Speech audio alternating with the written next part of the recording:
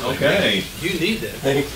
Well, welcome back to part 2 of the February edition of the Atheist Christian Book Club monthly gathering of atheists and Christians respectively discussing important books from both perspectives. I'm James Walker, co-founder. I'm the Christian half of this. Our co-founder, Bill Cluck, is the atheist half of the equation here. And we are right now looking at Melissa Cain Travis's book, Science and the Mind of the Maker. But I want to go ahead and announce next month's book. I think you'll be interested in this. How many of you have heard of Robert Price? Robert Price is probably one of the leading top 2 or 3 mythicists. Yeah. He is an atheist, but we're not going to read a book of his on mythicism. We're reading a book called Beyond Born Again. Now this is the first book he's written. He's written probably over a dozen books right now. This is the first book he wrote when actually he comes across as still being a Christian of some type. And he's a former Christian for sure, evangelical, conservative, Baptist, who later in his, earlier really in his academic career, was a pastor of a church and then began being exposed to German rationalism. Is that a scary thought? Robert Price is your pastor? Oh, man. Bart Ehrman was a pastor too. Can you imagine those two? Hey, Mark, could you wow. But he's written a book called Beyond Born Again, and he actually writes the book as if still as a Christian, but as a very liberal Christian. In other words, can you be a Christian that's gone beyond this born again? And he would talk about some of the bad things that brings to mind in his perspective of it. Today, he would, he's gone beyond born again. So he's beyond in the sense that he not only doesn't believe in Jesus as Savior, he doesn't believe Jesus even existed at all. Wow. So, but very good book of early in his thinking of how he's making this transition. Some of his other books are newer and are very good, but they're very, very technical and long.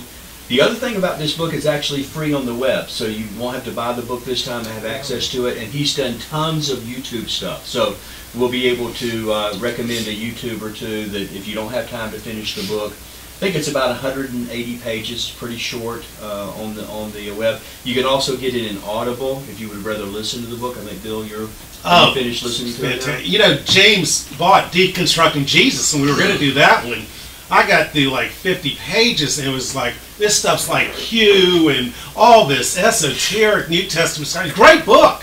But I went, this stuff's going to be tough. And then I talked to Ken, and Ken said that he was very instrumental in Ken's deconversion, which I thought, oh, give it a shot. And I just loved the book. Yeah, so, we were on the mission field, and the internet had just come out and made it available there, dial-up internet. And so I was searching for a Christian apologist name on the, on Google. You found Robert Price. I found this book online. Which the devil's in the internet. And I probably wouldn't have read it if it was coming from an atheist, but this was a Christian, a liberal Christian, and he just took apart my view of the world. It's like, wow. It was the first skeptical book I had read in my entire life. I was 32 years old. One of the best chapters is subculture, how we view things through the eyes of our culture. We're actually kind of swimming in our culture. We don't realize it because we're in it. And he just explains it beautifully.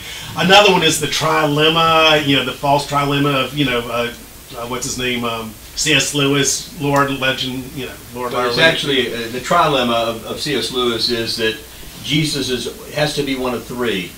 Jesus has to be either a liar, he lied about who he was, he's a lunatic, he really thought he was God, or he's the Lord, he's who he said he was. But other apologists have come back and said, really, there's 4 possible. And the 4th one is one actually that Robert Price has embraced, is that and that's pretty much consensus. That's what scholars believe, is that there's things that are myth, that are factual in the New Testament, that are quasi. But here, he was a member of the Jesus Seminar. And this is like my Bible. It's called the, here you go, guys. It's called The 5 Gospels. It was written by the 70 scholars of the Jesus Seminar, who Robert Price is a fellow. And what it does, it marks, if Jesus said it, it marks it in red. If he didn't say it, it's in black and whatever. But this is a great book that And he was part of. he's a genuine scholar. He has 2 PhDs from Drew University, one in systematic theology, the other in New Testament studies. Some of his books read like that too. They read a little bit more like dissertations than like popular books. This one's going to be easy to read. It's early in his career. He doesn't really, I don't think, get into the mythicism. Yeah, and I will say a disclaimer, I never followed Price into the full mythicism route. Right, So I'm more on the Ehrman camp myself. But he had a profound he even wrote a book about Ehrman, deconstructing Ehrman. It's Bart Ehrman Interrupted, I think. So and Ken and I, for years have listened to the Bible Geek, and what that is a call-in show where people will ask questions like really esoteric, deep theological questions on the New Testament mostly, and it's just fascinating. But I listened the other night, second question, I was going to sleep. It is guaranteed to put you to sleep. I don't think this one will. I think it'll be, keep your attention, it's not that long. You can listen to Audible if you want to. Right, this is different. Now, I need your help though, and you guys are letting me down a little bit, to be honest with you. A little bit disappointed. Jim Hall of Atheist Edge is going to be trying to line up an interview like we had with Melissa Cain Travis with Robert Price. We really need some questions from you guys. So I think it's helpful to have the author himself or herself actually address the questions that we have. We do have to do it in advance, unfortunately, just because of the logistics of this. But if you could even go skip ahead and just read a chapter and have a question about that chapter, I think it's going to add to the value of the club. One chapter which I recommend is Evidence That Demands a Mistrial. You know, Josh McDowell's book, Evidence That Demands a Verdict. And he wrote another book, The Case Against the Case for Christ, which I have read that. Yeah. What was he also wrote the Reason-Driven Life. Yes, instead of the Purpose-Driven Life. Yeah. He's very good at taking those little great trademark humor. Christian things and flipping them around. So do we have a week to get our questions in, say? We usually try to do the interview the week before the club, so that would be 3 weeks from now. Now this one, the one with Melissa Cain Travis, we didn't have any lead time, and that was part of the problem this time. She could only do it right then, and that's the only. I would have done it, but I was so slammed with so much work stuff that I had to do. I just couldn't take the time. Well, it's all about your priorities. What's more important? Hey, but should I be the only one submitting questions? I mean, it's like, Because yours are the best. Yours are the best. Yeah, you'd be a good Bible geek question person. Yeah, it would. And he uses different voices. He'll try to talk like a Scotsman. He'll say, "Hey, do your, this voice or whatever." Yeah. Now, Jim, are you gonna, when you contact him about the club, you gonna try to get him on an Atheist Edge too? No, I think I'll just reach out to him, and if he responds, then I'll just send him to you two, and we'll just the questions that we generate. We can just do it here, and I'll just steal your show like I do and put it on my show. So do you know it's him a partnership. Okay. When he debated Bart Ehrman with the Milwaukee Atheists up in Minnesota or whatever. On the subject of mythicism. And it's sad because he got creamed by Bart Ehrman. He just wasn't prepared. I don't know what happened, so maybe he wasn't feeling good that day. You're not biased, are you? No, even David Fitzgerald, Case, even the fellow atheist, Richard Carrier and David Fitzgerald were commenting on the debate, and they go, "Oh my God, Richard was I would have done this or that." There was just so many openings. I need somebody to look up for me because I want to talk about this before the club's open. I forgot to make notes on this. But you remember last year we went to see Richard Shermer debate. A lot of us did. We went to see Michael Shermer debate. What's his name? John Lloyd. John Mark. John Mark Reynolds. John Mark Reynolds. He has triple names. And John Mark Reynolds. I had a blast at that. There's going to be another one coming up later this month, and it might be a field trip. And I will comp anybody that wants entrance for that. By the way, it's very nice of James to pay for our way. I mean, very. What is this? Sorry, I missed something. This is a debate's going to be at the Apologetics Conference at Southwestern Seminary. If somebody could Google that for me, it's Michael Roos? Is that what you're talking about? Yes, Michael Roos, but who's he debating? I can't remember. I'm not sure. Oh, yeah, he's a great guy. I've been invited to go and watch, and I just thought, hey, this might be a good field trip for the club. Anybody that wants to go, and so I will cover your ticket if you want to go. We can go as a group and go out and have coffee afterwards and criticize the other side. Right. What date is this again? I don't know. I wanted to have that. I didn't. So if you could, it's at Southwestern Baptist Theological Seminary.edu, swbts.edu, and it's the Apologetics Conference. I can almost give the name of the conference. Not going to be quite as... SWBTS. What's the name of it? March 22nd through 23rd. South What do Stand they call Firm. it? Yeah. Stand Firm. Apologetics Conference. And it's Michael Roos versus, this is Saturday night, right? Michael Roos versus... Your neck of the woods, Fort Worth. Doug Give Gavet. it. G-E-I-V-E-T. Yeah, he's good. Both of them are good. Yeah, Michael Roach is a very friendly atheist. He's He's a nice- He's funny too. Yeah. So if, Thank God.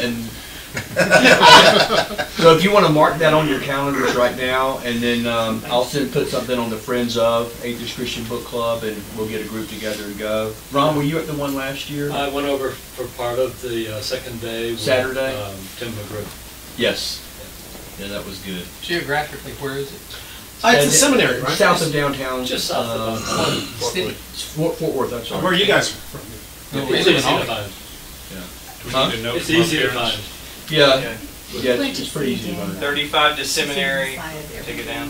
Big Or buildings. 20 Sometimes big James buildings. North, couple blocks. So it says March 22nd and 23rd. It's the 22nd will be the debate that night, Okay, all right. that evening, Is that a Friday? Friday. So, did you have a comment from the... Oh, yes, I think we had a Facebook Live audience member had a comment or question, Jim? Becky, I forgot what it was in reference to. It was before the break. She mentioned, 2,000 years? yes, 1,000 years for God may not be the same as 1,000 years for us, so temporal, there might be a... And that comes from Peter saying 1,000 years. Right. And the old earthers love that verse I don't know. because it gets them out of the day dilemma. This one from John just now, he says, for what it's worth, Robert Price's podcast, The Bible Geek, is tremendous.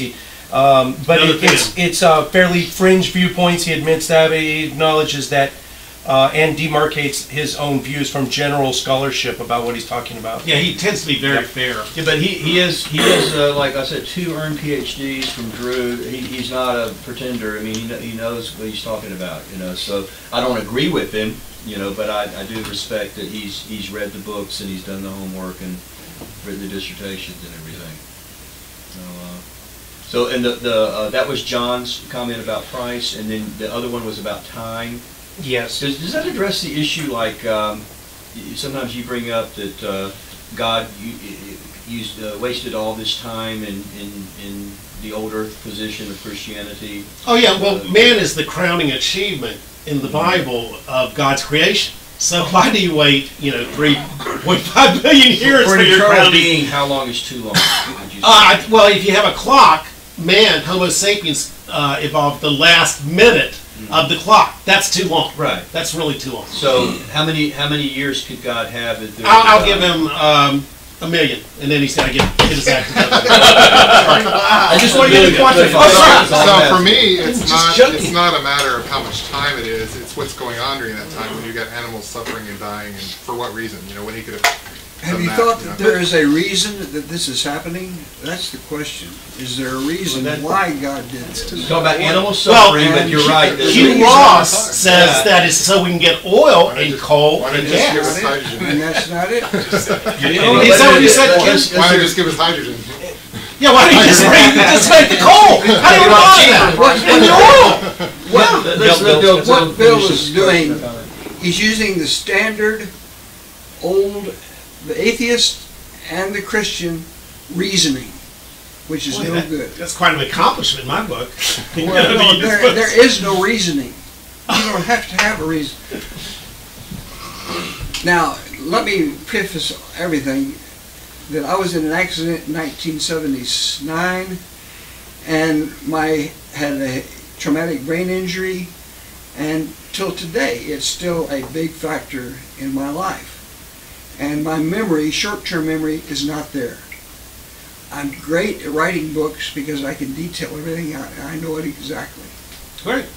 And so that's what the problem is right now. I've already forgotten what the question was. Hey, you're not the only one with that kind of short-term. By the way, Terry, did you know, we've laid out a bunch of evidences, the fine-tuning, the mathematics, and so forth. Did you find anything that kind of swayed you to think that, you know, God might be behind all this?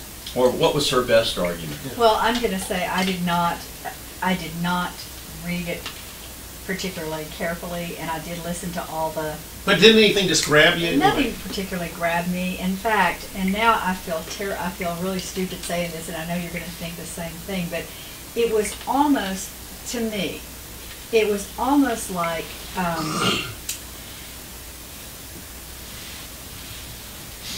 I'm going to combat science some kind of way. Right. Because she was very combative, yeah. Because science is kind of winning out over the Christian thought, so I need to come in somehow and take care of that. Yeah. And so I know what I'm going to say. Prop I'm it going up, to say yeah. that there was a mind of the maker. Yeah. And I'm going to throw that in there. Kind of like, and no, that's a good point. She's trying to rescue Christianity. Right. And it's kind of like, I thought of it a little bit like this, and I don't know who is a climate control person and who isn't. That doesn't really matter. That's not the point. But right. It's kind of like, you know, at one point we had global warming, and then people would come back and say, hey, look, there's ice going on up here, and there's, you know, there's snow and whatever. Right. So they came back and said, okay, global warming's not working. What is it? Climate change. Yeah, right. So that covers everything. So it was kind of like, science is kind of winning out, so what can I say? Well, I'm going to make God a science. Yeah. That was just my what do you have kind to of say, take on that. So I'm gonna put forth a rare moment of honesty here, that, you know. I told you were going to commit your life to Christ. That, you know, Again. I thought there were some very interesting arguments. I mean, none of their arguments are unique to her. I mean, she's packaged them well. Yes. And, you know, I find myself thinking, you know, Ken, are you just coming up with defenses to what otherwise might be really a good argument? You know, for example, fine-tuning or the infinite, you know, you can't have absolute infinite regresses. You got to have some beginning, you know, type thing. You know, and I can think up of things, okay, well, there's spontaneous, you know, multiverses or whatever popping up. And, you know, Ken, are you just making this up, or do you really have good reason for this, you know, type thing. So she does, you know, I'll give her credit, she makes me think, right? That's nice. But then I look at myself and I say, well, you know, let's say you did believe in God. What kind of God would that be? That's the question. And you know, she's arguing for the God of basically deism. Christianity. Really talking about, well, I mean, angelical. as I see it, That's where she is. I don't know if arguments, she's arguing for that. the arguments themselves don't go beyond really deism. Right. There's no Trinity. There's no Jesus theology. Right. There's Right. In this book. Yeah. And I was comfortable with that for some time in my past, but I think that maybe Christians looking on from the outside into the mind of an atheist, they could probably wonder, well, what goes on in that mind? Why do they keep throwing up these defenses about, you know, when they're presented with origin of life issues? Like, And these overwhelming numbers, like the gravitational, Right, 10 to the 60th, So, the density of matter, 110. what's going on in the mind of an atheist who just dismisses Just those won't. things? Right. And, you know, so I want to lay it out a little bit to explain so that Christians looking in can understand what's going on in that mind. Let me just start with my perception is that she is comfortable with some form of evolution, right? Some form of common descent, at least. At least she didn't.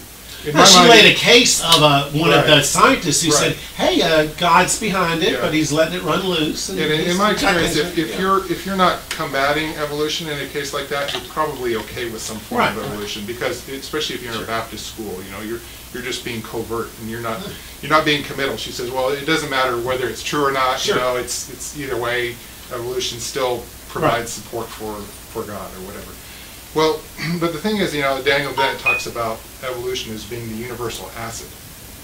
And there are things, you know, there is evidence, you know, Francis Collins, for example, evangelical Christian, gave a strong case for the fact of evolution. Evolution has occurred. He did.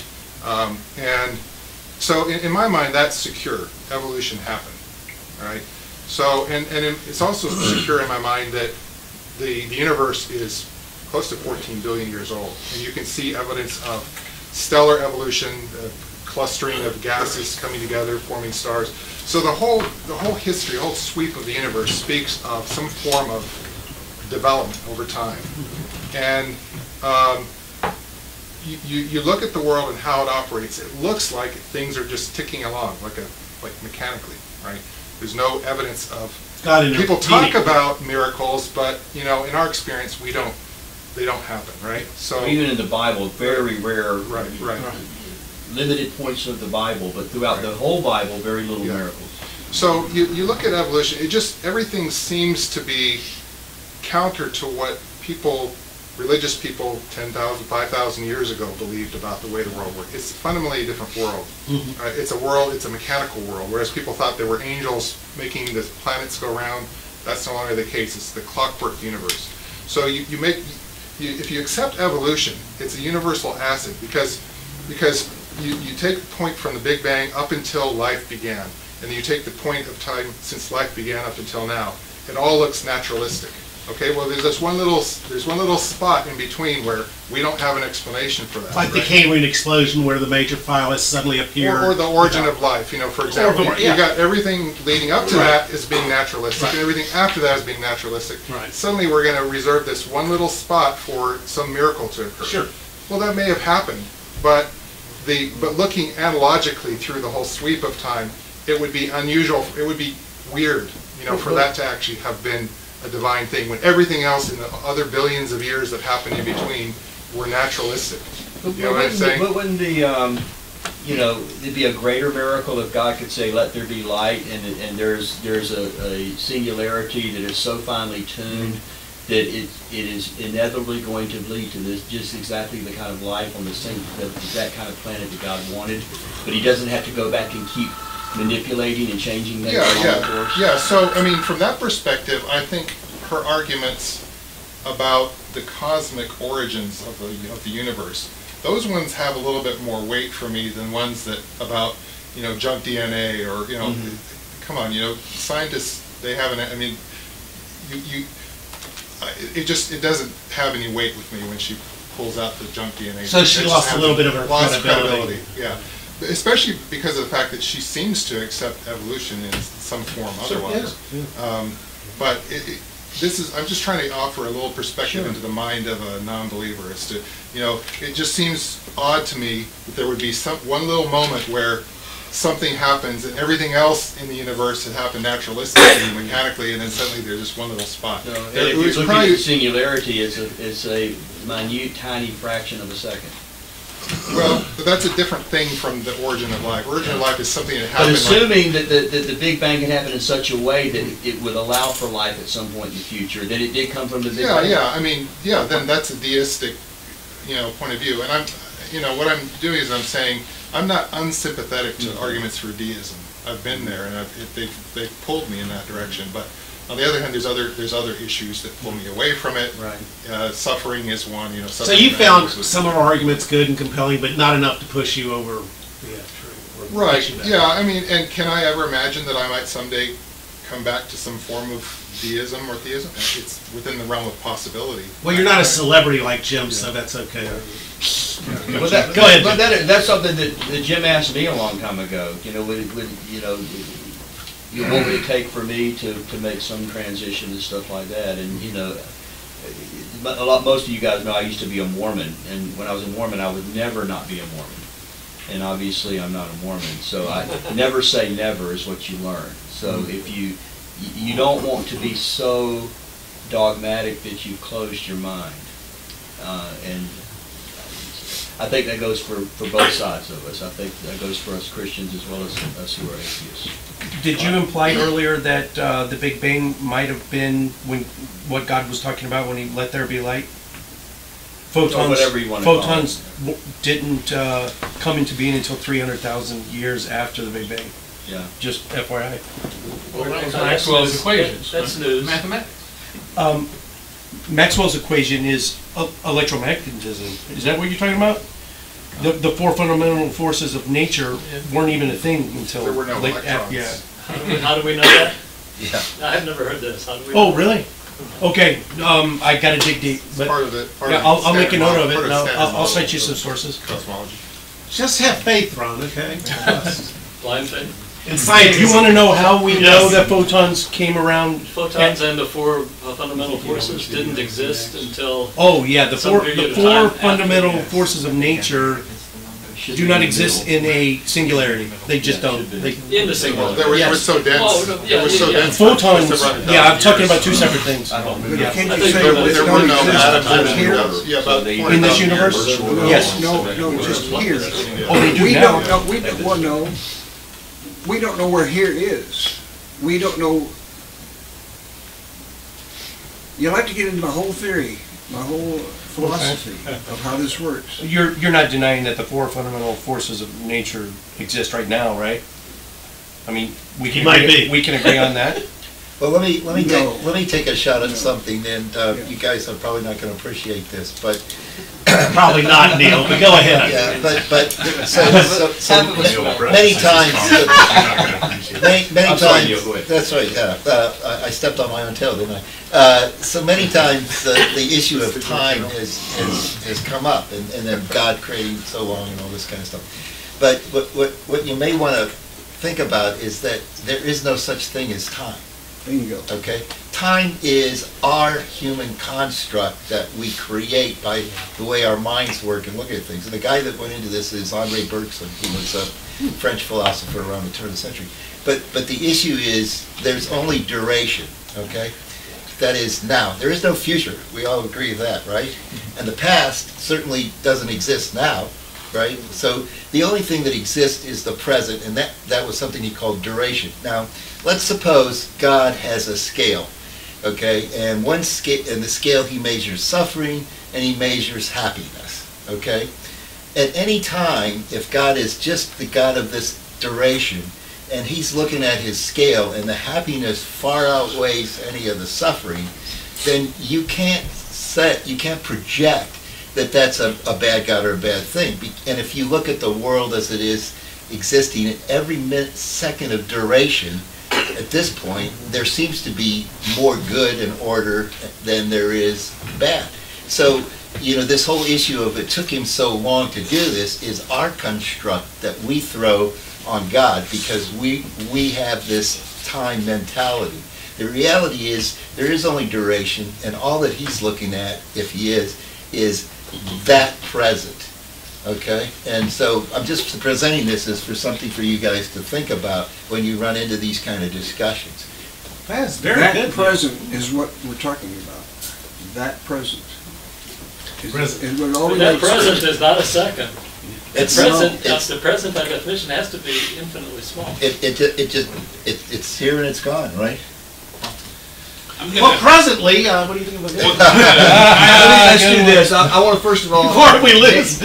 Daniel Ray, one of our members, Now that I- can't be here this evening, but he was kind enough to go do the interviews. He went all the way down to Houston and caught the one time that our author was going to be available for the interview, and he not only shot the video and did the questions, but he also edited it up for us. And I really want to say thank you to him. Yes. Wherever he is tonight. Thank So, you. Hey, Daniel. This is Daniel Ray's interview with Melissa Cain Travis Part 2. It runs about 7.5 minutes, so let's watch that now.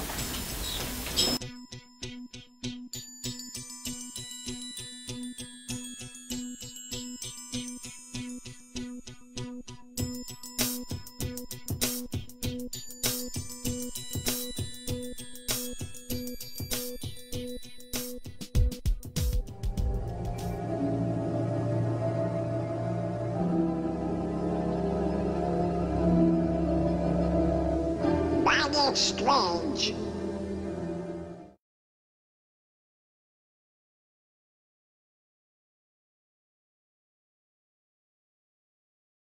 I think that gets down very close to the most fundamental philosophical presuppositions that you have. I don't think that we can make any hard and fast logical arguments one way or the other. It's either you are going to place your faith in the idea that there could be this unbelievably beautiful and rational systems made up of the concepts that we call numbers, and it just happens to be this way, or there has to be some sort of intelligence that this is grounded in. I mean, you're just getting down to the very basic philosophical assumptions there.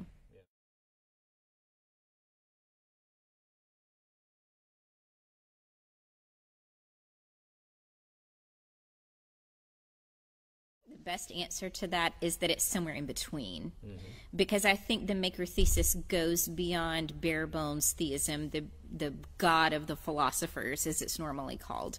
And the reason I say that is because the maker thesis is not simply that the universe seems to have a fundamental rationality about it. I go further than that and say there is also something about human rationality, and there are some accessory arguments that I go to in the book about human rationality and the kinds of implications we can draw about the existence of a soul, for example. But we have this rational universe. We also have the kind of cognitive aptitude that's necessary to thoroughly investigate it from a scientific perspective. So to me, that goes beyond just saying, oh, it looks as if theism could be true. It goes beyond that because for some reason, we are distinctive among all other creatures in our ability to do something about this rationality, to ask deeper questions about it. And that, to me, points directly to the doctrine of man being made in the image of God. So my hero Johannes Kepler talked about this three-part harmony. He said it's all things being the product of the mind of God, and man being made in the image of God, and God using mathematics to structure the world. We have this three-part harmony that makes investigation of nature possible in the first place. And I think that's right on. And I think that goes beyond just saying, oh, there was a God who produced all things, because it's showing that human beings have a very significant place in the grand scheme of things.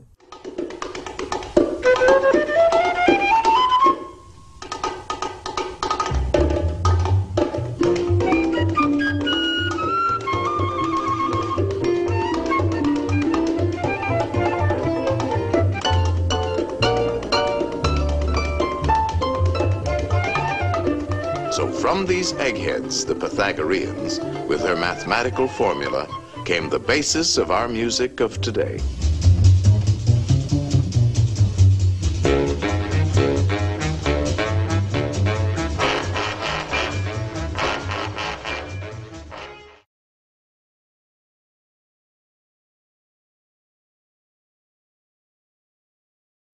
Well, I would probably ask them the question, what kind of evidence suffices for you to demonstrate that other minds besides yours exist?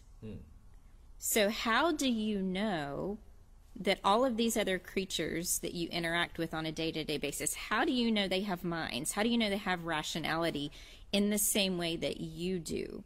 And get them to list some things, you know. They're using language that I can understand. And I would say, well, isn't it true that when we look at things like biological systems, or when we look at theoretical physics, there are types of languages involved that we're uncovering? It seems very much as if these are things we're discovering, not things we're imposing upon the things we're investigating.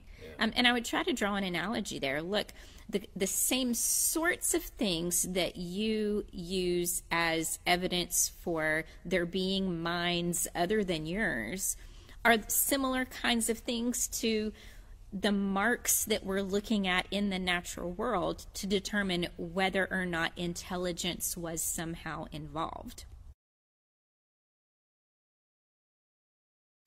We're not saying that we have gaps in our scientific explanation where we have to plug in supernatural powers. We're not saying that at all. We're saying let's look at the data we do have. What are the discoveries that have been made, and in what way do we see marks of intelligence in the natural world?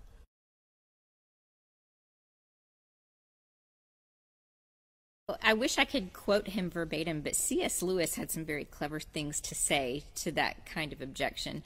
And he said, it isn't that we have these mathematical laws that are running the show. Rather, we're able to describe the deeper law-abiding nature of all things by using these descriptions that are often referred to as natural law. So natural laws aren't doing something to control the cosmos. Rather, they're saying this is what the cosmos does, barring any intervention from the outside, which is where he got into the whole question of whether or not God intervenes in the natural world. Let me do a couple of definitions, if I could. On page 113, our author, well, throughout the book, she's talking about indirectly what she calls the maker's thesis. She kind of capsulizes here in this sentence. Yet, in fact, we inhabit such an orderly universe structured in such a way that the human mind can grasp it to a remarkable degree is exactly what we should expect if there is a maker of all things, in whose image we are made, and whose mind is made manifest in the rest of creation. I call this the maker's thesis. So she's talking about living in a universe in which that we have minds that are able to recognize, that are able to draw conclusions. This kind of goes back to Romans 1, that there are things about God that we can know without a Bible, just looking at the created order of the universe or what have you. So that was kind of one of the definitions I wanted to get. Does that kind of capsulize what she was talking about? And the other thing that came up in the questions, and I'll let whoever wants to define this, God of the gaps. And she's addressing, is this a God of the gaps argument? What exactly is the God of the gaps argument that some Christians will sometimes make, and why is it fallacious?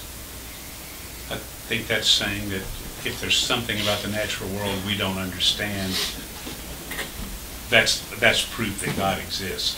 And I think the fallacy there is that there were a lot of gaps in our knowledge in the past that are not gaps today. Am I saying that? And it might be assuming that we are right now, presently, the pinnacle of human intelligence. Us in this room? Oh, no. Humanity in intelligence. All in favor?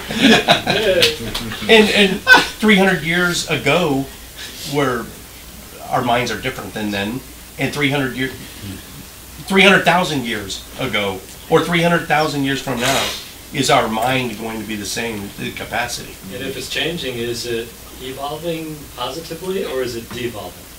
Well, there's really no such thing as devolving. It's only adapting to your environment. Mutations take their toll. Mutations are what drive evolution. Without mutations, there would be no evolution. You'll enjoy Behe's selection. Yeah. Behe got his butt kicked in Dover, Pennsylvania. That was a stupid Discovery judge. Institute didn't even want to be there. A George Bush appointed judge. Doesn't matter. Ron, wanted to add something on the God of the gaps?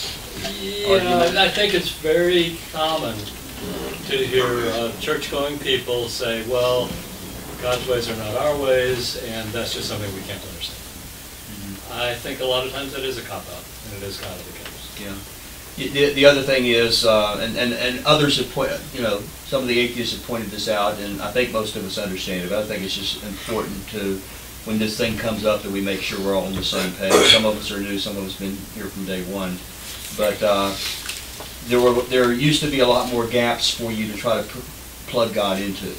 And so as we find out now about things like plate tectonics and more about black holes and things that we had no explanation for.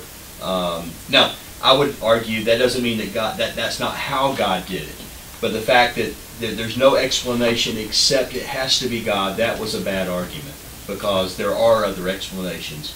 And so the theory would be is if we closed, 50% of the gaps now, then give us enough time, we'll get them all closed. Well, I'd like to challenge that, though, because I think the gaps are just more mysterious and smaller gaps. I mean, there's still fundamental things that we can't understand in any way. Maybe there always will be Right. gaps, or sometimes you create new gaps, but the idea that this automatically want to populate that every gap we find with God, that's wrong thinking. Yeah. There's a joke about, well, when you find a transitional or an intermediate form in a fossil record between, let's say, a land animal and a whale, well, now you have where you used to have one gap, now you've got two gaps because you got to fill between each one. Yes. So and you find another transitional form. Well, then you're doubling your gaps every time. Yes, That's good.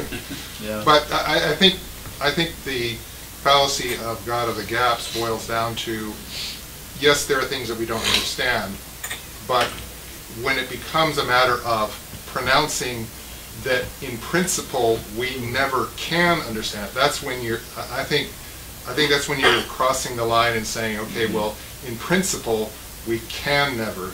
You're basically abdicating the attempt to even try. So there's no reason to even. So I think that's a good point, and that's where you leave rationality, philosophy, and you go to theology, because the theologists will say there's some supra things that God is doing that we just our limited minds can't grasp that thing. So I think that's a true distinction. Back to that first comment, it's surprising to me, but basically what she's saying is the same thing Aquinas said, that we have this intelligence and the world has intelligence, and because of that we can apprehend these things, and that is the reason again that he said that there was this divine this divine illumination and gift that was given to everything, or we couldn't apprehend everything. So everything is true is what he would say about that. So at the same time, if there is a supernatural, immaterial, intelligent agent capable of creating a universe from nothing, I mean, that's so mind-boggling that we can't begin to imagine what that being is like, unless that being decides to reveal itself to us somehow. I think what you would have to say is a finite mind could never fully comprehend the infinite, but that doesn't mean we can know nothing about that infinite. Especially if there is revelation, natural and theological revelation. Well, Ron's saying if he talks to our level and revelatory information, But it's still going to be anthropomorphic. I mean, it's going to have to be like we would explain to a child, like me talking to 6-year-old Corbin. I mean, it's not on my level. I have to gear it down. Well, how much does an infinite God have to gear it down to get it down to a human level? When I was a Christian and I heard liberals or atheists poo-poo the miracle stories in the Bible, I thought, well, if God exists, just like Ron's saying, if God exists, well, yeah, he can make an axe head float, he can make a donkey talk, he can make any, a snake talk or whatever. So I didn't have sympathy with the argument, the atheist or the liberal argument against miracles from that standpoint. But there's two separate questions. One is, can he, and is that something that he would do? Does the world indicate that he acts like that? Whether he can or not, is that the way he does act? Does he cause snakes to talk? Does he cause? I mean, yeah, he could. That's two different questions. One is can he, and the other is does he. To that point, I want to should challenge he, myself. One of our atheist authors, I can't remember which one now, talked about that Paul did not even have any knowledge and never reported any of Jesus' miracles. He never talks about Jesus turning the water into wine. He never talks about the. Well, you're doing good there, James. Going down the litany, and so well, he may not have mentioned all the miracles of Jesus, but he did mention quite frequently the resurrection, which would have to be in the category of he dealt with the big one, creation, and resurrection from the dead. And I will give you all the other miracles if you have those two. Well, and to me, okay, getting back to what the question of miracles and would he or does he? When I was starting to lose my faith and become more of a deist, I read passages like when Elijah in the crossing the river, where he lost somebody lost that axe head, and it floated back to the top so they could grab it. It's like, well, that sounds just a little bit capricious that he would do that, but then watch somebody die, somebody's small child die of smallpox while the mother is praying to God, please heal my son, heal my daughter, or whatever. And maybe 50 years later they found out, a cure for, or vaccination for smallpox, and we eradicated it. But all the prayers in the world did nothing for that small child, or for the millions of children. That's a red 300 million children who died. But then he cares enough about somebody's axe head that he causes it to float to the top. Let me ask Jim. What way would that? You're an atheist, so in what way would Ken's atheist argument? As a YouTuber, I get hashtag whataboutism. You guys know what whataboutism is, or hashtag lesser known as hashtag this is biggerism. Like, oh, you just brought up a problem. I'm going to bring up a bigger problem to minimize your problem. It's a red herring in the fact that it's like a magician's parlor trick. It takes the focus off the issue we're talking about and brings it onto something else. If we're looking at what caused that axe head to float. Was it a miracle? Is there a natural explanation? Now we're off to the problem of suffering and problem of evil. No, I think you missed my point. The point is the arbitrariness of acting in one way in one case. I think it's an emotional argument, because none of us break our hearts over missing axe head, but when children die, you need to go back to the question, okay, how old can a child be before it's okay for them to die? So are we going to say 18 and now we're not going to split about it? Or but to me, it became easier to think of a God who refrains. It became easier for me to think of a God who purposefully refrains, as a matter of principle, from intervening in all situations than somebody who intervenes in this arbitrary situation. So it was not a question of whether he could or couldn't. If he could, he created I think that's kind of binary. God either must intervene in either all or none. He can't just choose. Well, I mean, it's more of just contemplating what the nature of that God would be if he did behave in that way. Ken, very well, God is a capricious God throughout the Bible. In the Old Testament, kill the slaves, take the women that haven't been with them into yourselves. In the New Testament, Jesus sees a tree that's not even in season. We can all agree. We can all agree he is selective in his benevolence. Yeah. Now, why? That's what we might That's just his disagree nature. on. He's capricious. Well, no, there would be multiple interpretations of that, and it would be divided among the believers and non-believers. Pretty when Jim is. Bill, I want to challenge you on something. And not personally, but I think people try to have things both ways. Just a few minutes ago, you talked about, well, why did God let all these animals die for all these billions of years? And somebody said, well, it's to make all the oil and coal. And you went, well, why couldn't he just make the coal and the petroleum? But there are young earth people that will say God made the world with the appearance of age and all that stuff in place, but you wouldn't like that argument either. So I'm saying whichever way we go, it's not going to fly with an atheist, right? And I don't say that in a crude way. Can I got one more note from the book. Oh, this one's actually from the video. Okay, so you mentioned earlier Romans 1:20. Like it's all just apparent that God exists, and so every human is without excuse for not believing him. All right. So I just put here, but yet here we are atheists that reject it.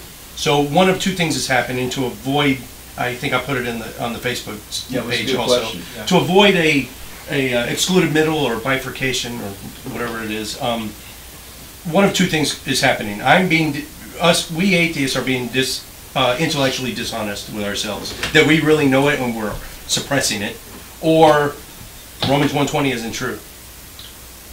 Great question, first of all. So if I'm understanding correctly, Romans 1 says that the invisible things about God are manifest, being clearly seen from the creation. In other words, you don't have to have a Bible. You can look at creation and know things about God. but we tend to want to suppress that in our unrighteousness. And first of all, I don't think this is just an atheist versus Christian. I find myself doing this. I believe in God, and I still find myself, when I really believe that God is trying to show me something that I need to get right in my life, I tend to suppress it. You know, you'll justify and say that's not really what he wants me to do? Not now, maybe later. I mean, I procrastinate. I give you a list of things I do. Yeah. No, but and it's by human sinful nature. So I think what we have to do is we have to balance that yes. But is that what's going on with us? Can be seen. I think there's a interplay going between that and our fallen nature. Our fallen nature doesn't mean that we're not in the image of God, but it does damage it. It doesn't mean that we are not rational, but it damages our rationality. And so because of that, it can be seen from the creation of the world, but it go back to a diagnostic question from back when I used to go to Jay Gilligan's with the Atheist, Netflix Atheist. I asked a question you might remember, and I went around and we did a little video on it with several of the atheists. If you had sufficient proof, whatever that would be to you, that Christianity was true, would you worship Jesus?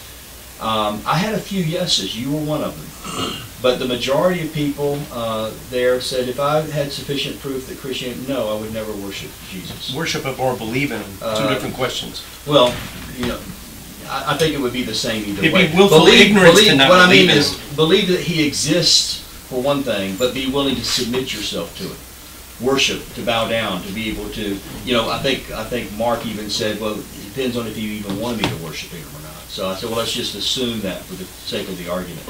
So Randy said his answer, he was the president of the Methodist Atheists at the time, that no, he would never worship Jesus because he has problems with God being a moral agent. That's the majority viewpoint among atheists. So in that sense, I think the more evidence doesn't help. You know, so what, you know, I think there would be sufficient in the creation of the world, but it's a willful, volitional response, not a oh, I'm really open-minded on this, and I had 51% of the evidence here and 49% over here. If it just tipped the other way, I go. It'd be like, no, it could be 100% evidence. No, I would never. Well, but that works both ways. Yep. That goes both ways. In what way?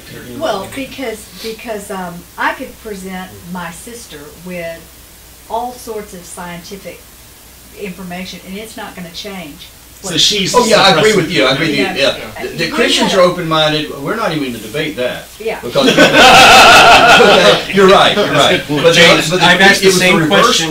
Reverse question. I've asked that question of everyone that comes on my show. Okay. And I'm going to toot the atheist horn here. When the atheists are asked that, they are more willing to say, yes, I would believe in him or I would bow down to him than the Christians. Yeah, more Christians, when asked the corollary, I can never say that word. Corollary. Say it. Corollary. Oh, I'm trying to say it like an Englishman? All right, corollary, that's much easier. When asked the corollary, they are more intellectually dishonest about it. Yeah, and I've had some tell me to my, I've had many tell me to my face, no, no matter, even if it was completely proven, case closed, no debate, I would still believe in God. A lot of Christians have a phobia about doubts, and so they're not going to doubt, and they'll say like true Christians never have doubts, and I'll say anybody that thinks is going to have doubts. Yeah. And the only way to avoid doubts is to stop thinking, and maybe that's what their problem is. But it's the reverse issue though is can an atheist see from the creation of the world and come to conclusions? I think some do. You know, whether I don't think it's necessarily an honesty question, because I think I'm honest with myself and I find myself suppressing. And I think it's just part of the sinful human nature that we all share, whether we're believers or not. But if you look at his sermons, it's on tape, you do say the non-believers actively suppressing the truth. And believers too. Yeah. So see, well, Francis Collins is an example of somebody who looked at the universe and came to believe in God. Right. That stupid frozen waterfall that, you know, he's a scientist who sees a frozen waterfall, and then it all goes right out the window. That's the title of this event. He's Yeah. a guy, all right. No, bro, I just said he's a only brilliant be one guy guy now, to be an man. atheist. I know. That was a dumb example. He should have left that out, probably. So one way, just a tip to Christians, Yes, yeah. I've had people contact me, that read my book, and they want to get involved in a debate or online, dialogue, and they'll tell me, Ken, you really do believe, under the surface, you really do believe, And so my gut reaction is, okay, so you can get in my head and know my head better than I can know my own head. Which is always possible. So even if you believe that, keep it to yourself. It doesn't do any good. It does. It's just disingenuous. I mean, But see, Paul says it's apparent in the creation, right? There's another misconception that the reason is there's always an ethical, moral reason. That anybody that's an atheist is because there's something moral deficient compared to the rest of us wonderful moral people, and that's a false concept as well. That's a false idea, and it's now unless you take it to the whole picture, like I said, of the total depravity and the fall. Right. Yes, all of us, our ability to reason and our desire to go to our Creator is marred, and even for saved, redeemed people, you don't. It's not comfortable. Our sinful nature wants to push away and suppress. Yeah. But, see, Terry, the fall affected our reasoning, our will, it affected our whole being. It didn't destroy though. Right. That's why we're still people of worth. But God deals with the evil by redeeming it rather than destroying it. So why doesn't God get rid of all the evil? Why does He do it right away? Because we're evil. You want Him to do it right now, or would you want to start waiting a little? Oh, you mean you want to start with me? Yeah. So No. just like Start with the other people. Yeah. those other evil people, not me. The claims of Scripture are that you are not thinking correctly. You cannot, because of your depraved, wicked mind. Well, even Kant offered a critique of reason. He said it's not perfect. You can't fully consider some of these universal things. Right. And that's why Genesis 1 through 11 is so important, because it talks about the fall impacting our ability to reach God, to accept God, to know God. And don't a lot of atheists though also have the idea that there's something fundamentally wrong with humankind, that something's not right? We can't quite put your finger on what it is. Every time they talk about Trump, I'm sure that goes right to the Elon Musk says, "They know what's wrong with Donald Trump." We almost made well, it. Think about it. If we're all products of evolution, where survival I of don't the fittest think is that's true, paramount. though. But Elon Musk says there's a 95% chance that we're living in a simulation. Think about it. I have a problem with it. I think evolution entails Punch him the in the face situation and that ask we're him, in. he still thinks the same. If there were a God, people could be either evil or not. He could have created us either way. So it's if you flip a coin, you don't know a priori which way He's going to do it. He's going to make people that are, just angels that can't sin, or is He going to make a race of people that can sin? It could go either way if you didn't know the history ahead of time, right? But under evolution, there has to be the situation where we are competing against each other. Disregarding the sin thing, there's flaws in the way we think. Like, people think that the reason we have summer and winter is because the Earth's closer to the sun. The sun's like 93 million miles away. It's not that. It's the tilt of the Earth's axis that causes summer and winter. When you see a tree, you go, oh, it gets its mass, its branches, and its bark from the ground. Not true. It gets it from the air, from the elements in the air. It's totally counterintuitive. So stop trusting your brain and leaning on your own understanding, whether from a Christian point of view, the noetic effects of sin, that you cannot grasp the revelation of God, or from an evolutionary point of view. So we're really stuck. Yeah, but we don't, from both either side of us, atheists or Christians, we don't want to throw up our hands and say, well, we're not going to try to reason any. Because the reasoning is not perfect, then we're not going to be reasonable. We need to try our best to overcome, but realize we'll never overcome unless you're it. charismatic. Could I put in a plug for another book that pairs nicely with this one, and maybe sometime in the next 6 months? There's a physicist named Sean Carroll. Yes.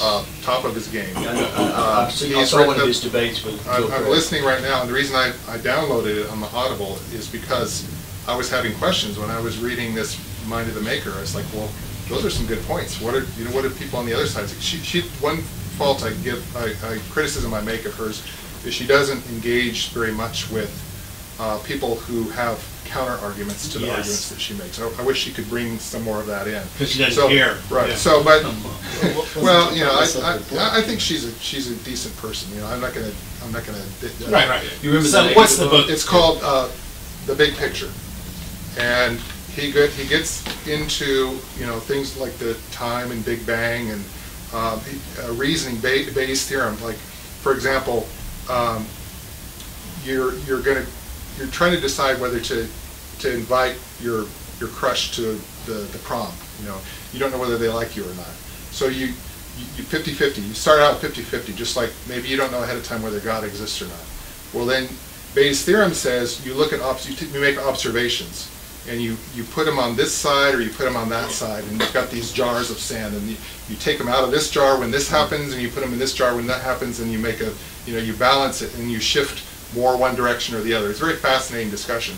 But he talks about even if something happens 90% of the time under one theory, but 99% of the time under another theory, the 99% of the time in favor of the one theory causes the other theory to be argued against. In other words, it knocks down the probability of that other theory. So in other words, for example, the existence of time, 14 billion years, under the God hypothesis, it could be young or old. You don't know. There's no constraint. Whereas under the non-God hypothesis, there's a 99.9% chance that the Earth would have to be billions of years old, right? And when Richard Carey was here, I think he was making. So under Bayesian theory, probability theory, which Bayes was a pastor, a Scottish pastor. He was not a non-believer. This is non-controversial type of probability arguments.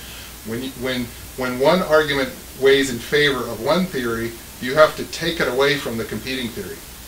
You can't just say, oh, well, it's a wash. No, when it argues in favor of one theory, in other words, that God exists, or that the universe is old, and that's a requirement under the theory that God doesn't exist, you have to take that away from the theory that sounds that God does interesting. exist. Yeah, and we're open. Me and James too. Any books Sean Carroll, I did, and I can get you guys audio of this if you're interested. But he did a debate that I watched with in New Orleans at the Greer Herd Forum with William Lane Craig, and it was very well done, very interesting. How do you get that link out? I'd like to see well, it's for sale, but we have the distribution rights to it, so I'd have to just email that to you directly. I mean, you can buy it off of our website, but I can take care of you for free. If you'll send me an email that you want that link. I'll buy it. And if you do the Sean Carroll book, I highly recommend getting the Audible book, because Okay, he reads it himself. You know, so it's his own intonation, his own arguments, his own persuasiveness. It's really good.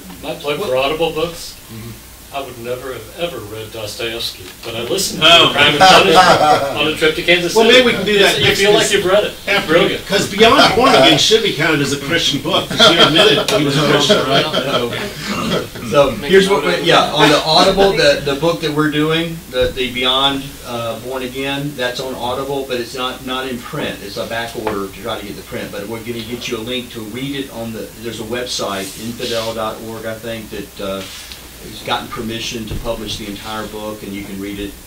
It may not turn as easily as the pages on a Kindle book or something, but you'll love the price. So I'm just one person, but I really vote for picking something that's on Audible, because Absolutely. I'm in the car a lot, and I do not have time to sit down and read a print. That's how I'm reading Robert Price. My experience is some books work better with Audible than others. Yeah. So biographies and histories and things like that are really enjoyable, and then real technical stuff, it's better than not doing it at all, but I struggle with the Audible a little bit. No, if it's technical, you have to sit down and process it. Right. Well, I've got another video clip. Let's see how we're doing on our time here. While you're getting that up, can I say in this author's defense, she's pretty young in her career and still a PhD candidate. Very articulate. So I think we should keep our eye on her, because this was a great book, and I'm thinking maybe 10 years from now. Well, she's just down the road. All these apologetic whizzes, women, apologists are just down the road, so it would be great to have them here. Yeah, Houston Baptist University about 10 years ago, for some reason, decided apologetics was where they wanted to be, and they went out, and now she's a resident there, but they brought in Bill Craig. he doesn't live there, but he comes in to teach there, and some of the people from Biola as well. I mean, it's impressive program that they have. Yeah, Holly Ordway, Mary Jo Sharp. Mary Jo Sharp. And Craig Evans, who we Craig. did the little interview. Mike Lacona, another one that's on faculty. So they got some heavyweights there. So this is a real short one, and I think if he's just asking her what does she want to say to us as the book club, what advice does she have? So let's watch this video. We need it.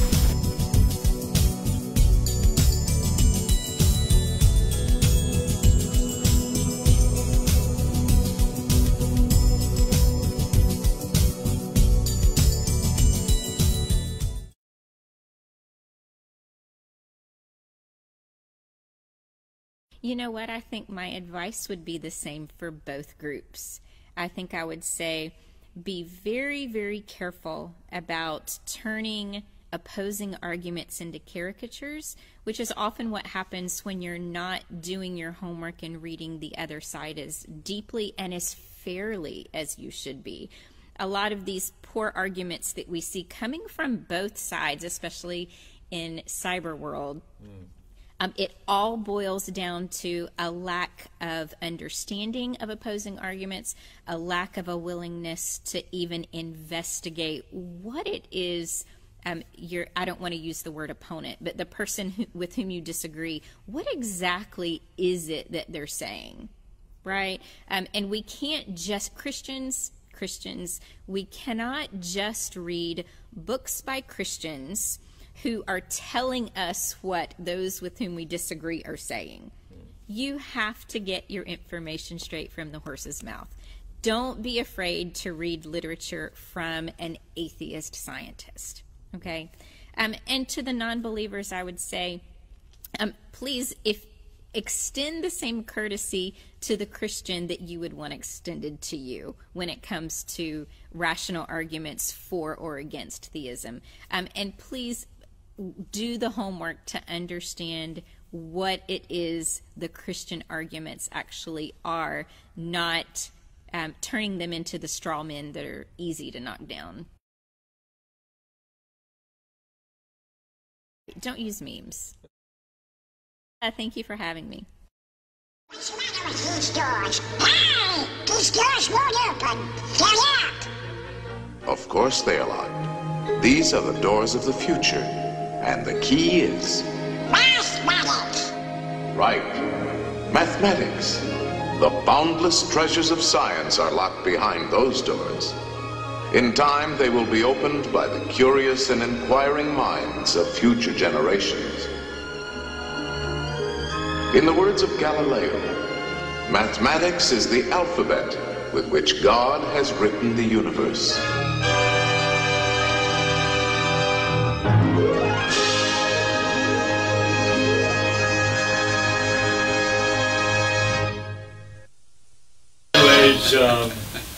Disney himself, Walt Disney himself was an atheist. So Oh, he was? I miss he was a little pervert. He also wanted to. He was also a neo-Nazi, wasn't he? I think He there was some connections. heavily anti-Semitic. I know that Ford was. I don't know about. Yeah, I think I do remember something Which along Ford? those lines. But, Henry? The old one. yeah, Oh, very, very, very racist. Yeah. Yeah. But Disney was too. Maybe that was a product of the time. But, Well, if you look at Fairness, even Margaret- Abraham Lincoln, he was racist. So was Margaret Sanger. How can you Oh, say yeah. that? Yeah. Because he told the slaves, hey, this isn't working out. Would you guys like to go back to Africa? And they go, what? No! That was the best place for him No, at I the mean, time. there are direct quotes where he talks about them as a lower race. Who, Lincoln? Yeah. Yeah, but his post-war plan would have been far superior to what happened after he was killed. Well, yeah, Andrew. I mean, he was ready to embrace society and make a pathway from slavery to living a reasonably normal life. there's Travis, no It didn't work that way with can't him handle. dead. And Travis was talking about at the end there about get it right straight from the horse's mouth, right? And we've heard of straw manning. Who has not heard of steel manning? Has everyone heard that? Define steel manning for us, please. Being able to explain the opposing viewpoint Yeah. to such that they will say, that's exactly what I'm talking about. I love it. In fact, you're explaining it better than I could have. If you engage in a discussion, a dialogue, a debate, and you can't steel man them to their satisfaction, you shouldn't be arguing. And too many Christians have formed their opinions and what they think is evidence based on sermonettes for Christianettes. Yeah. Instead of actually trying to understand. That's a good point. What's going Well, on. Bill has even said that he wants to debate me sometime, but he wants us to flip roles. He wants to be the Christian and me be the atheist. And I want to be on that. although I don't want to go on tape doing that, Yeah. for various reasons, it would be Sound bites. Exactly. Oh, man. It would be. Although you could argue the case for I think I atheism. could do it. I'm just saying I don't mean, know if you- I want a record of that. Yeah. But Well, you it know, would Sean mean that McDowell does it. He takes off his Yes. Christian coat and puts Have you on ever his seen atheist. Sean McDowell do that? He You haven't puts on seen his that, Jim? atheist coat and his atheist glasses, and then Oh, it's funny, he's yeah. an atheist And professor. then people go, "Are those arguments really true about the Bible?" He- No, he- he does it so he's got well, them but crying just by like the you're time he's saying. done with them. You know, Sometimes so they don't he even says, know Are they what accurate? it is. So yeah, here's what he he knows- says he afterwards. knows the He opposite says, side there were of the that. things that you said were true. Some of what I told you just now was absolutely true. Some of it was partially true, and some of it was I just made it up. Yeah, he does pretty Now, good. can you determine which is which? Wow. So we'll have to ask him to do that for us next time we interview him for the thing. But it does show if you're able to take the other person's argument, you know, like the old high school debate class, you don't know which side you're going to have till the last minute, and you say, okay, you're going to support this.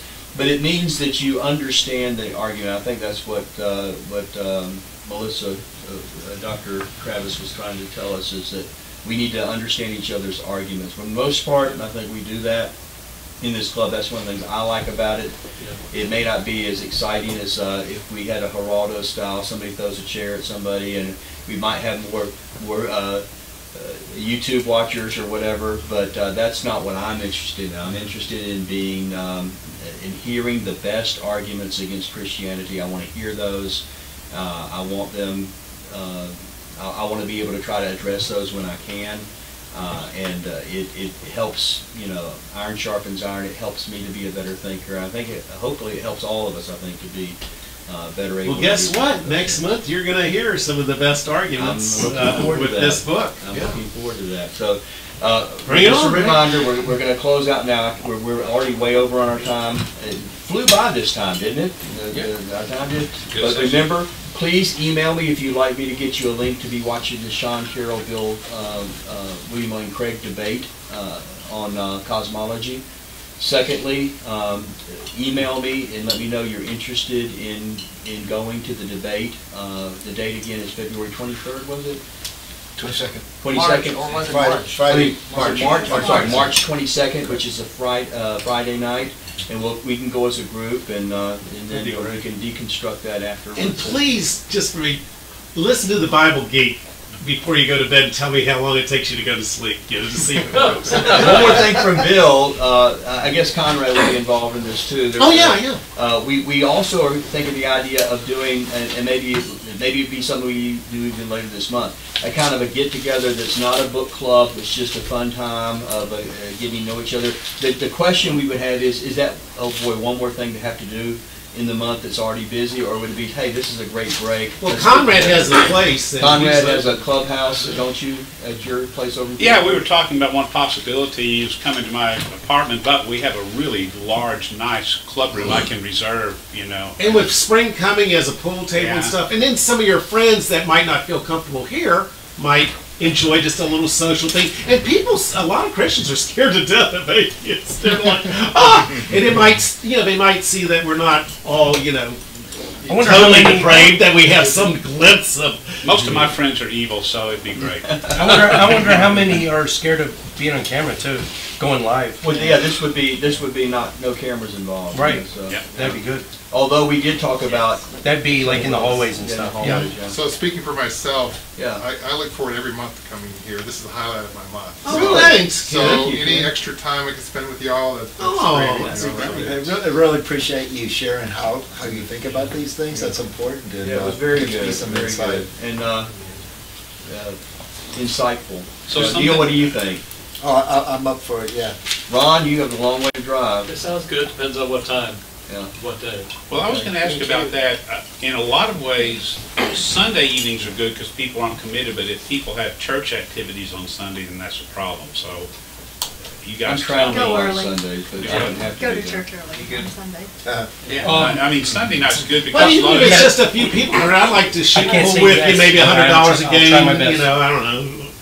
I used to be kind of a that'd be easy money if you're shooting pool with me, man. Oh, you're I'm good? No, I'm terrible. Oh, okay. Of course, that's what all hustlers say. It's though, all right? mathematics. Yeah, Well, the Christian in me would want to close in prayer at this point. I know. I feel like we should. I don't Go want to make ahead. anybody feel uneasy, so I'm not going to do that. But I do want to say thank you from the bottom of my heart. And this is a long time ago. I said we want to try to have friendly, and we've gone way beyond friendly. We are friends at this point. Some of you are new. I know Bill Ellis is new. I think that's all that's brand new for tonight. But if you're kind of new to that, you might not understand how everything works. But this is something that we really do try to have a time of building some friendships and relationships, and it's something that I also look forward to. It's a lot to get ready for it, Ken, but it's also like this could easily be my full-time job if I didn't already have a job. So. Oh, Kristen says, first time watching, this was very interesting. Oh, great, thanks so much. Appreciate Hey, that before we comment. disband, if we are going to do a social thing, do you have a mailing list so we can contact? Oh, yeah, he's got the I email. have the Okay. list that I send out the invitation. Okay, How many of you get the text messages from me? If you don't and want to, just give me your cell phone number. You get on the text list, and then the other is the email. How many of you get the email from me? Okay. Shane, you're not getting either one? or- No. Okay. If you want to get on Yeah, we'll that get list, you. just give me Okay. the email Sure. address, and I'll try to Okay. add that All to it, and it'll help for the updates and stuff. So remember the book. I'll get also the link to read the book for free, and also the Audible link as well. Thanks so much, and we will see you next month. Thanks to you too for everything you do on this. Thank you. That's a lot of Group photo, don't go anywhere. Physicists. Really? The